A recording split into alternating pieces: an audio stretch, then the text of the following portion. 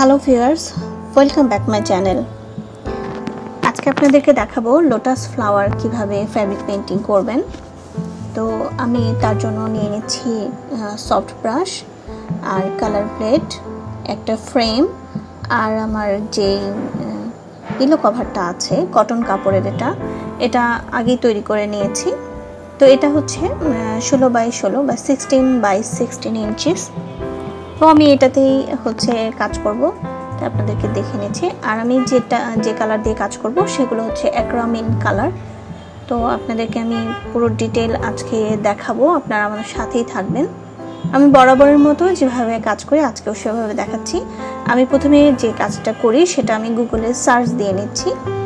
তো গুগলে আমি লোটাস ফ্লাওয়ার দেখছি, একদম রিয়েল ফ্লাওয়ার সেটা কিভাবে আছে সেটা দেখে আমি আসলে ড্রয়িং করে নিচ্ছি। তো রিয়েল ফ্লাওয়ারটা দেখলে হয় কি, এটার যে আশপাশে পাতা বা এটার কালার সম্পর্কে আমাদের যে ধারণা সেটা তৈরি হয় এবং কাজটা আরও সুন্দর হয়। তো আপনাদেরকে আমি আগেও দেখেছি, আপনারা চাইলে এভাবে করতে পারেন। তো আমি প্রথমে ড্রয়িং করে নিচ্ছি। এখানে ভিডিওতে খুব ভালো দেখা যাচ্ছে না, আপনারা কাজ করার সময় বুঝতে পারবেন আশা রাখি।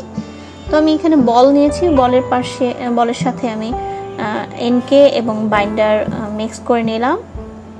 আর এর সঙ্গে অক্সাল কালার মিক্সিং কিভাবে করতে হবে, কি পরিমাণে আছে, এগুলো আসলে আমি একটা ভিডিও তৈরি করেছি, আমার সাজেশনে থাকবে আর আমার হচ্ছে ডেসক্রিপশন বক্সেও থাকবে, আপনারা ডিটেল দেখে নেবেন।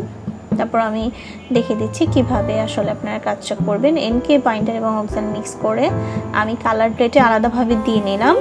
দিয়ে নেওয়ার পরে আমি কালারগুলোকে মিক্স করে নিচ্ছি।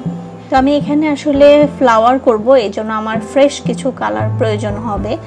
কোনো মিক্স করা পাতাতে যেমন আমরা অনেকগুলো কালার মিক্স করি, তো ফ্লাওয়ারের ক্ষেত্রে হচ্ছে আমরা খুব ফ্রেশ কালার রাখবো যাতে কাজটা সুন্দর লাগে। তার জন্য আমি আলাদা করে কালার কিন্তু মিক্স করে নিচ্ছি।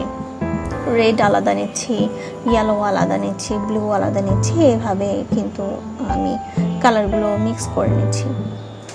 তো এগুলো হচ্ছে অ্যাক্রামিন কালার, এগুলোকে আপনারা ব্লকের কালার বলেও পেয়ে যাবেন দোকানে। আপনারা কম বেশি সবাই জানেন যেগুলো পাওয়া যায় ফ্যাব্রিকের কালার। আপনার চাইলে ফ্যাব্রিক অ্যাক্রাইলিক কালার দিয়েও কাজ করতে পারেন। তো আমি আজকে এটা দিয়েই দেখাচ্ছি, এতে কালারের উজ্জ্বলতা বেশি থাকে ফ্যাব্রিক অ্যাক্রাইলিক কালারের থেকে বেশি। তো এই জন্য আমি বলবো যারা আপনারা প্রফেশনালি কাজ করবেন তারা অবশ্যই অ্যাক্রামিন কালার দিয়ে কাজ করবেন। আর যারা শখের বসে করছেন তারা আপনারা ফ্যাব্রিক কালার দিয়েও করতে পারেন, অ্যাক্রামিন কালার দিয়েও কাজ করতে পারেন। তো আমি আজকে আপনাদেরকে একটা সিক্রেট বলে দেব যে এখানে আমি একটা সিরামিক্সের প্লেট নিয়েছি। এখানে আমি আলাদা করে কালার নিয়ে যখন আমি মিক্সিং করব তখন কিন্তু আমি এই সিরামিক্সের প্লেটটাতে করব। আপনারা এখানে ভালো করে দেখতে পাচ্ছেন যে আমার কালার প্লেটটা কিন্তু খুব বেশি পরিষ্কার নেই। আসলে এটা আপনারা যারা কাজ করছেন তারা অবশ্যই বুঝবেন যে প্লাস্টিকের কোনো পাত্রে কালার রাখলে সেটা আসলে পরিষ্কার করা খুব কঠিন হয়ে যায়। কালারটা যদি শুকিয়ে যায় সেটা পরিষ্কার করা যায় না বা এটাতে লেগে থাকে। কিন্তু সিরামিক্সের প্লেটের ক্ষেত্রে আপনারা দেখবেন যে এটাকে খুব সহজভাবে ওয়াশ করা যায়, পানিতে দিলে সাথে সাথে রংটা উঠে যায়, অথবা টিস্যুকে দিয়ে ভিজিয়েও এটা মুছে নিলে সাথে সাথে আপনার কাজ করতে করতে কালার প্লেটটা একটু ময়লা হয়ে গেল বা কাজ বেশি রং হয়ে গেছে, আপনার একটু ফ্রেশ জায়গার দরকার, সেক্ষেত্রে আপনি টিস্যুকে ভিজিয়ে সুন্দরভাবে একটু মুছে নিলেই বা কাপড় দিয়েও মুছে নিতে পারেন, মুছে নিলেই কিন্তু ক্লিন হয়ে গেল। তো আমি আমার এখানে পিলো কভারটার পিছনে সেফটির জন্য একটা পলি দিয়ে নিলাম, ব্যাক পার্টে যেন কালারটা লেগে না যায়, যেহেতু এটা পিলো কভার, এটার ব্যাক পার্টে যদি কালার লেগে যায় এটা খুব খারাপ লাগবে দেখতে, তাই দিয়ে নিলাম। তারপরে কিন্তু আমি ফ্রেমটাকে আটকে নিলাম। ফ্রেমে আটকে নেওয়ার একটা কারণ হচ্ছে এটা অনেক বেশি সোজা হয়ে থাকবে, অনেকটা ক্যানভাসের মতো হয়ে থাকবে, এতে হচ্ছে আমার তুলি স্ট্রোক দিতে সুবিধা হবে। তো আপনাদেরকে আমি বলে নিচ্ছি যে কোনো কাজের ক্ষেত্রে আমরা লাইট কালারের কালার দিয়ে কাজ আগে করব, বিশেষ করে ফ্যাব্রিক পেইন্টিংয়ের ক্ষেত্রে। তো আমি এখানে লাইট কালারটা আগে দিয়ে নিচ্ছি, আর এরপরে কিন্তু আমি ডার্ক কালারগুলো দেবো। লাইট বলতে এখানে ইয়েলো বা পিঙ্ক, এগুলো কিন্তু আসলে লাইট কালার। তো আমি যখন ন্যাচারাল কোনো কিছু দেখে কাজ করব তখন আমার সেই অভিজ্ঞতাটা হবে। যেমন একটা লোটাস ফ্লাওয়ারের কিন্তু নিচের দিকের পাতাগুলো যে সবুজ থাকে বা ডালের কাছাকাছি একটা কালার থাকে। তো আমি কয়েকটা কালার এভাবে একটু একটু সবুজা ভাব দিয়ে নিচ্ছি বা লেমন কালার দিয়ে নিচ্ছি। আর বাকি ফুলের যে অংশগুলো সেগুলোতে কিন্তু আমি হালকা রংটা আগে দিয়ে নিচ্ছি, যেমন গোলাপি সঙ্গে একটু সাদা মিক্স করেছি। আমি সাদা বলতে হোয়াইট পেস্ট বলছি, হোয়াইট পেস্ট একটু মিক্স করে নিয়ে আমি হালকা রংটা দিচ্ছি। এরপরে কিন্তু আমি ডার্কের যাব বা ডার্ক কালারে কাজ করব। তো এটাই হচ্ছে যখন আমরা পেইন্টিং রিলেটেড কোনো কাজ করি, তো আমাদের পেইন্টিংটা কিন্তু কিছুটা ধারণা থাকতেই হয়, থাকলে আমাদের কাজটা আরও সুন্দর হয়। যারা আপনাদের কালার সম্পর্কে বা ন্যাচারাল যে ফ্লাওয়ারটা যেভাবে আছে সেই ধারণাটা যদি আপনার থাকে, তাহলে কিন্তু কাজটা অনেক সুন্দর হয়ে যায়। হতে পারে আপনার তুলির স্ট্রোক খুব ভালো হয়নি বা আপনার ড্রয়িং খুব ভালো হয়নি, কিন্তু আপনার যদি সেন্সটা ডেভেলপ করে যে হ্যাঁ এই ফুলটা তো এভাবে থাকে, এটা তো এরকম এনভায়রনমেন্টে থাকে, তাহলেই কিন্তু আপনার যে বেসিক যে সুন্দর যে একটা কম্পোজিশন কিন্তু তৈরি হয়েই যায়। তো আমি এখানে কিছু ইয়েলোর সঙ্গে হালকা আমি হোয়াইট পেস্ট দিয়ে কিছু লাইট কালার দিয়ে নিলাম, যে ফুলের গোড়ার অংশটা, পাপড়ির বা দলের যে গোড়ার অংশটা থাকে সেটা কিন্তু অনেক হালকা একটা রং থাকে। যদিও আমরা পেপারে করছি না, এটা কাপড়ে করছি, তো পেপারে করলে এই লাইট কালারটা রাখা অনেক সহজ হয়, আর এই ফেব্রিকে এত সহজ না। আবার আমি যদি কালার নাও দেই তাহলে ফেব্রিকে কিছুটা কালার দিতে হয়, কারণ এটা ওয়াশ করা হবে, এই জন্য আমরা কিন্তু কিছুটা গাঢ় রং ব্যবহার করব। আর যেহেতু বারবার এটা ওয়াশ করা হবে, যদি আমি রং না দিই সেক্ষেত্রে এটা আস্তে আস্তে ফেড হয়ে যাবে, এই জন্য আমি কিন্তু কালার ইউজ করব। তো আমাদেরকে সব কিছু মাথায় রেখে কাজগুলো করতে হবে।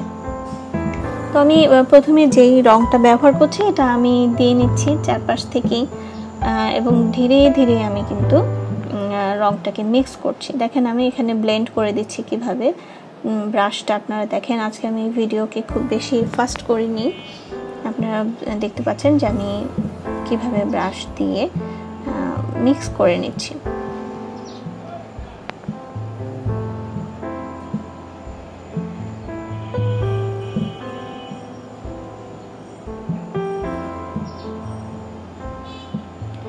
আমি এখানে কিছু ডার্ক কালার ব্যবহার করছি। আমি যে ফটোগ্রাফিটা দেখেছি গুগল থেকে, আমি সার্চ করে যেটা আমার ভালো লেগেছে সেই ফটোগ্রাফিটাতে আমি দেখতে পাচ্ছি যে এই ফ্লাওয়ারের যে উপরের অংশটা এটা একটু ডার্ক কালার থাকে। তো আমি এই ডার্কগুলো দিয়ে নিচ্ছি যাতে করে আমার এই শার্প লাইনগুলো বের হয়ে আসে। যে কোনো কাজ দেখতে খুব জটিল মনে হলেও এটা আসলে জটিল নয়। আপনি যদি স্টেপ বাই স্টেপ কাজ করতে থাকেন তাহলে কিন্তু সহজ হয়ে আসে। যেমন প্রথমে আমি কালার লাগিয়ে নিলাম, এরপরে কিন্তু আমি আস্তে আস্তে লাইন দেব, এবং লাইন দিলেই আমার ড্রয়িংটা বের হয়ে আসবে এবং কাজটা সুন্দর হবে। তো কালার লাগিয়ে নিয়ে হতাশ হবার কিছু নেই যে কালার লাগিয়ে নিয়েছি এবড়ো থেবড়ো হয়ে গেছে, এতে কোনো সমস্যা নেই। আপনি যখন লাইনগুলো দিবেন তখন কাজটা বের হয়ে আসবে। তো প্র্যাকটিস করবেন আপনারা যারা কাজ করছেন, যারা প্রফেশনালি কাজ করছেন তাদেরকে অবশ্যই বলবো আপনারা প্র্যাকটিস করতে থাকবেন। যত বেশি কাজ করবেন তত আপনাদের কাজের অভিজ্ঞতা বাড়বে। আর যারা শৌখিনভাবে কাজ করছেন তাদেরকে বলবো আপনারা ড্রয়িংয়ের দিকে কিছুটা জোর দেবেন। আপনার কাজের ড্রয়িংটা যত বেশি সুন্দর হবে আপনার কাজ তত সুন্দর হবে। তো আমি এখানে সরাসরি ড্রয়িংটা করে নিয়েছি ফ্যাব্রিকের উপরে। আপনারা চেষ্টা করবেন যে হচ্ছে কাগজে আগে ড্রয়িং করে নিতে, আর কাগজ থেকে কিভাবে ফ্যাব্রিকে কাজটা তুলবেন এটা আমার লাইট ভার্স ডার্ক যে ভিডিওটা আছে আমি সাজেশনে দেওয়া থাকবে, সেই ভিডিওটা কিন্তু আপনারা হচ্ছে করতে পারবেন, দেখে আপনারা তুলে নিতে পারবেন। তো ড্রয়িংটা আপনি যত সুন্দর করে করবেন কাজটা কিন্তু সুন্দর হবে। তো ড্রয়িং আগে প্র্যাকটিস করে নিয়ে আপনারা চেষ্টা করবেন কাজটা করার। তো আমি এখানে দেখতে পাচ্ছেন যে গাঢ় নীল রং এবং লাল রং দিয়েই হচ্ছে ডার্ক কালারটা তৈরি করছি। রেড অ্যান্ড ব্লু মিক্স করে আমি ডার্ক কালার তৈরি করছি।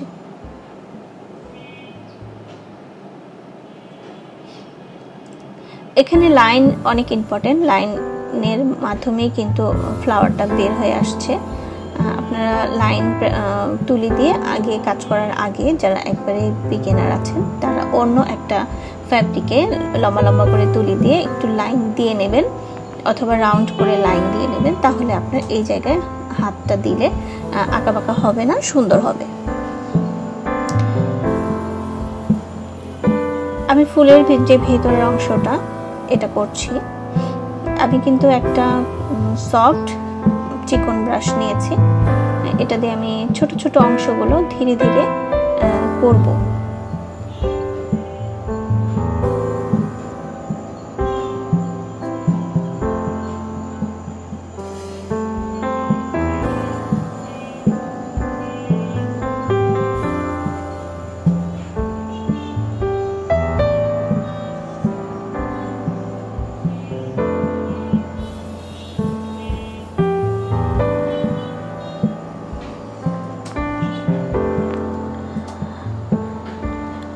ভিউয়ার্স, আপনারা যারা নতুন আমার ভিডিওটি দেখছেন তারা প্লিজ প্লিজ প্লিজ আমার চ্যানেলটাকে সাবস্ক্রাইব করবেন, আর যারা পুরনো আছেন তারা আমার এই ভিডিওটাকে শেয়ার করে দেবেন। তো আপনাদের সাপোর্টই আমাকে আরও নতুন কাজ করতে উৎসাহ যোগাবে। আপনারা সাবস্ক্রাইব করে রাখবেন, তাহলে আপনাদের পরবর্তী যে কাজগুলো এগুলো পেতে সুবিধা হবে, এবং অন্যান্য যে আমি কাজগুলো আরও দেব সেগুলো আপনারা সহজেই পেয়ে যাবেন। আমি এখানে আপনাদেরকে ছোট করে একটা কথা বলে নিই, যারা আপনারা প্রফেশনালি কাজ স্টার্ট করছেন তারা অবশ্যই একটু মোটা ব্রাশ কেনার চেষ্টা করবেন, আর যারা শৌখিন তারা যা আছে তাই দিয়ে করলেন, অথবা যা আপনাদের কালেক্ট করা সম্ভব সেটা দিয়ে করলেন। কিন্তু যারা আপনারা প্রফেশনাল তারা অবশ্যই মোটা ব্রাশ কিনবেন। মোটা ব্রাশ কিনলে হবে যে আপনার যেই সব জায়গায় বড় পাতা আছে সেসব জায়গায় একটা স্ট্রোকে বা একটা কালারেই কাজটা হয়ে যায়। যখন আপনি ছোট ছোট তুলি দিয়ে ছোট ছোট টান দিবেন তখন কিন্তু বিভিন্ন রকম কালার ভেরিয়েশন হয়ে যায়, তখন ওই একটা পাতাকে অনেকগুলো পাতা মনে হয়। তো সেই ক্ষেত্রে এই ভুলটা করবেন না, আপনারা মোটা মোটা ব্রাশ দিয়ে স্ট্রোক দিবেন, দেখবেন আপনাদের কাজটা সহজ হচ্ছে, কম সময় লাগছে। তো আমি কিন্তু আজকে মোটামুটি লাইফ টাইমে কাজগুলো দেখাচ্ছি। আমার কাজটা করতে 40 মিনিট সময় লেগেছে, একদম পুরো প্রসেস থেকে শুরু করে। তো আমি আমার ফ্লাওয়ারের কাজটা আমি কিন্তু লাইফ টাইমে দেখাচ্ছি। তো আপনারা চাইলেই অনেক কম সময়ে অনেক কাজ করে ফেলতে পারবেন। আমি এটা বলার জন্য আসলে টাইমটা আপনাদেরকে বললাম।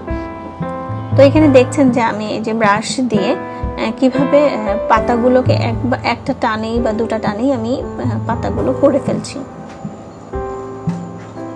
তো আমি যেটা বলছিলাম আগেও, যে আপনারা যখন রিয়েল কোনো কাজ দেখবেন বা ফটোগ্রাফি দেখবেন তখন ওই ফ্লাওয়ারের যে পরিবেশ বা আশেপাশে যা আছে তা কিন্তু আপনারা জেনে যাবেন। যেমন আমার লোটাস ফ্লাওয়ারটার সঙ্গে এটার যে সিডটা থাকে বা এটার যে বীজটা তৈরি হয় সেটার একটা অংশ থাকে যেটা অনেক বিউটিফুল দেখতে, সেটা আমি এখানে দেব।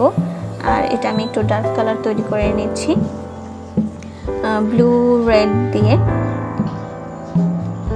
আর এখানে পানি আমি দেব, পানিটা আমি অবশ্যই নীল রং দিব, কারণ আমাদের আকাশ নীল থাকে, তো নীলের একটা ইফেক্ট পানির উপরে পড়ে। আপনারা চাইলে কিছুটা নীলের সঙ্গে বেশি একটু রেডকে মিক্স করে বেশি ব্ল্যাক টাইপের করতে পারেন, কারণ পুকুরের পানি বা জল অনেকটা ব্ল্যাকও থাকে। তো আমার কাজটা আসলে এখানে সুন্দর লাগানোর একটা বিষয় থেকেই যায়, যে আমাকে কাজটা সুন্দর লাগাতে হবে। এই কারণে আমি আসলে ব্লু ইউজ করছি, আমাদের প্রিয় রং ব্লু, আমাদের সবারই প্রিয় রং ব্লু। তো আমি ব্লুটাকে বেশি করব পানির রং হিসেবে। তো আপনারা দেখতে পাচ্ছেন যে আমি মোটা ব্রাশ দিয়ে চারপাশে জাস্ট রং ছড়িয়ে দিচ্ছি, আমি কিন্তু ডিটেল কাজ করছি না। আমি ফ্লাওয়ারটাকে ডিটেল করে বাকিগুলো কিন্তু আমি ছড়িয়ে নিচ্ছি। রং ছড়ানোর ক্ষেত্রে রংকে পাতলা করার জন্য আপনারা এনকে ব্যবহার করবেন। আর অনেকে পানির কথা জিজ্ঞেস করেন, পানির কথা বলে দিচ্ছি যে পানি আসলে আপনার ব্রাশকে ওয়াশ করতে যেটুকু পানির প্রয়োজন সেটুকু পানি দেবেন, খুব বেশি পানির আসলে প্রয়োজন হয় না। আর বেশি পানি দিলে সেটা পরবর্তীতে কাজটা করার পরে এটা ওয়াশ করার সময় কিন্তু আপনার ফেড হয়ে যেতে পারে। তো আমি কিছুক্ষণ শুকানোর জন্য রাখলাম, এবং শুকানোর পরে আমি এখন ধীরে ধীরে ডিটেল কাজগুলোতে যাব। আর না শুকালে হয় কি রংটা ছড়িয়ে যায়। তো আমি কিছুটা শুকানোর পরে ডিটেল ওয়ার্কে যাচ্ছি। ছোট ছোট কিছু জায়গায় আমি কাজ করব যাতে কাজটা আমার আরো বেশি চমৎকার হয়ে ফুটে ওঠে।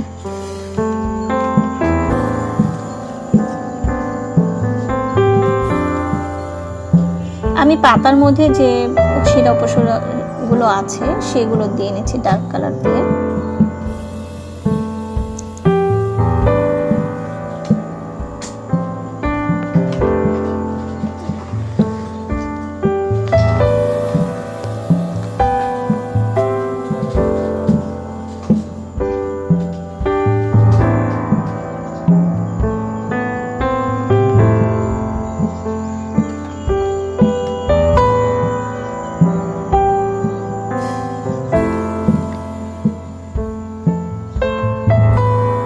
পদ্ম ফুলের মধ্যে কাঁটা থাকে, এটা আমরা অনেকে জানি, হয়তো অনেকে জানি না।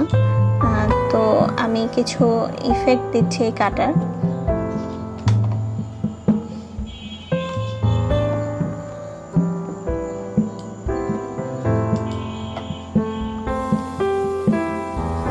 আমি কিছু কিছু অংশে ডার্ক কালার দিয়ে দিচ্ছি যাতে করে আমার ফ্লাওয়ারটা অনেক বেশি ফুটে ওঠে, সুন্দর লাগে। তো আমি ফ্রেমটাকে সরিয়ে নিলাম যেহেতু আমার নিচে পলি দেওয়া আছে আর কাজটা আমার অনেকটা শুকিয়ে গেছে অনেকটা।